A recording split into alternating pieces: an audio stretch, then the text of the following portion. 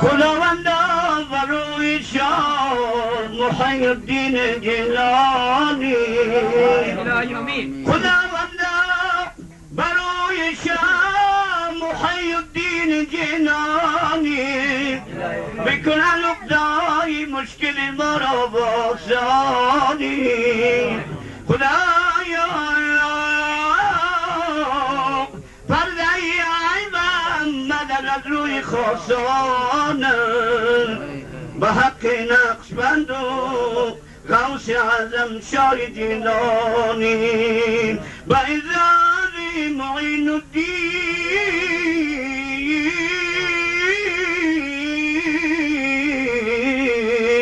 به عزت معین الدین که اجمیر اسمایش توفین شاه شهاب الدین به ما کن رحمت الرانی خدایا و نیکان درگاه خود الهی به عزت خاصان خود که از شومی نفس ما در گذر به محشر کنون پرده ما آمده یارم زدر کرم نرانی ما را برعف گناه قلم برانی ما را یارم به شفاعت دوگی سوی نبی در سایه رحمتت بخوانی ما را یا رب ز گناه روی ما را زرد مکن و از بر تمام ما را جهانگرد مکن و سرمه سم سیل بکن چشمانم محتاج به دروازه نامرد مکن نصارا و یهود و گبر و ترسا میکنن تحریک تو مومن زاده را محتاج هر کافر مکن یارم به مثل پنبه می سوزد اولاد وطن تا کی تو زیبا میانم را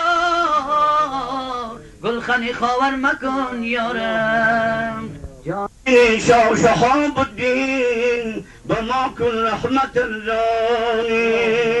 خدایا و نیکان درگاه خود الهی به عزت خاصان خود که از شومی نفس ما در گذر به محشر کنون پرده ما آمده یارم زدر کرم نرانی ما را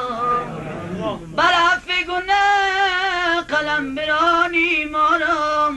یارم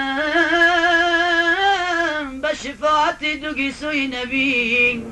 در سایه رحمتت بخوانی ما را یا رب ز گناه روی ما را زرد مکن